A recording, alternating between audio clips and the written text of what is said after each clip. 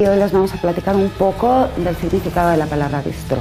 Actualmente encontramos esta palabra en muchos de los restaurantes que actualmente abren tanto en la Ciudad de México como en otras ciudades de la República Mexicana. El significado de la palabra bistró viene de cuando los alemanes llegaron en la Segunda Guerra Mundial a Francia. Ellos iban a los restaurantes y como tenían que comer rápido, gritaban la palabra bistró. Bistró en alemán significa rápido o pronto.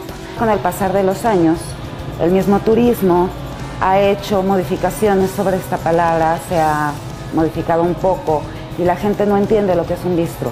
Un bistró aquí en México para nosotros es una cocina económica. La diferencia de un bistró con una cocina económica es la calidad de los platillos, la preparación de los mismos y obviamente la presentación de los mismos, incluyendo que en este caso siempre lo vamos a acompañar o intentamos acompañarlo con una copa de vino. A final de cuentas, ¿qué es lo que podemos encontrar en un bistró? Es muy sencillo, cocina casera del mundo.